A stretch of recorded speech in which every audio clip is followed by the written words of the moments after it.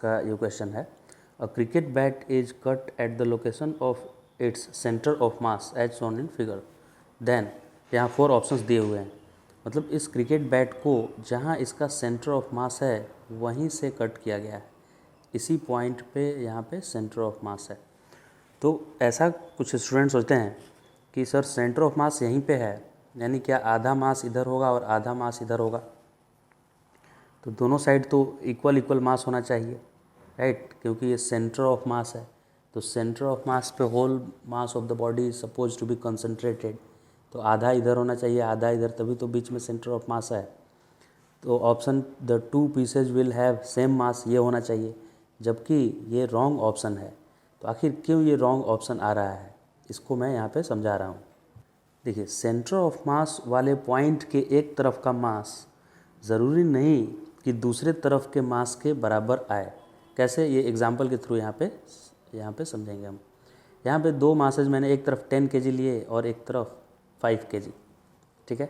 10 kg और 5 kg का 2 मास यहाँ पे ले लेते हैं।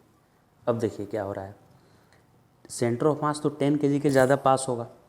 10 kg जिधर है उधर सेंटर ऑफ मास होगा, एकदम बीच में तो होगा नहीं यहाँ, राइट, यहाँ पे सेंटर ऑफ मास होगा। तो अब देखिए, सेंटर ऑफ मास के एक तरफ इधर जितना मास है, क्या इधर उतना मास है? नहीं है। सेंटर ऑफ मास के लेफ़्ट साइड में तो 10 kg है, जबकि राइट साइड में 5 kg है।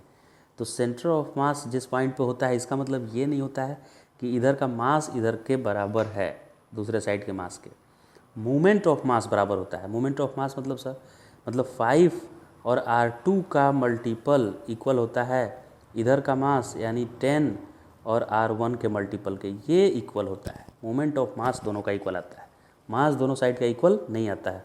इसका मतलब सर ये हुआ कि जिधर मास कम होगा उधर R की वैल्यू ज़्यादा होगी, क्योंकि दोनों का प्रोडक्ट मुझे सेम रखना है, और जिधर मास ज़्यादा होगा उधर R का वैल्यू कम होगा, तभी तो दोनों का प्रोडक्ट इक्वल आएगा। तो इस क्वेश्चन में यहाँ पे कट किया है, यानी इन्होंने बताया कि यहाँ पे सेंटर ऑफ मास है इसका। तो इधर से R क्या दिख रहा है आपको, छोटा सा कम R है, और इधर यहाँ तक देखिए, यहाँ तक R है इसका, R यहाँ तक फैला हुआ है। तो जिधर R ज़्यादा है उधर का पक्का कम मास होगा, इधर लो डेंसिटी के मटेरियल से बनाया गया होगा ये, यानी इधर का मास कम होगा, तभी तो यहाँ का डिस्टेंस ज़्यादा है। यानी इस सेक्शन का R ज़्यादा है, ज़्यादा डिस्टेंस तक फैला हुआ है मास, इसीलिए इधर मास कम होगा। और इधर का R कम है, एकदम पास में ही इतना ही दूरी तक फैला हुआ है मास, तो इधर हैवी मास होगा, ज़्यादा डेंसिटी का मटेरियल होगा इस साइड में। यानी कि इधर का मास ज़्यादा है, तभी तो कम ही डिस्टेंस में आते आते और उसका मास और R का प्रोडक्ट इतने के इक्वल हो गया है, कम ही R के लिए।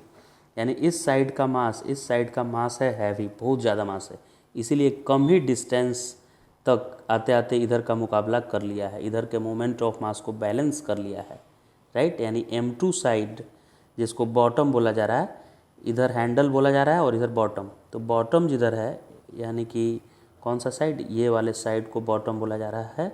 तो bottom piece will have larger mass.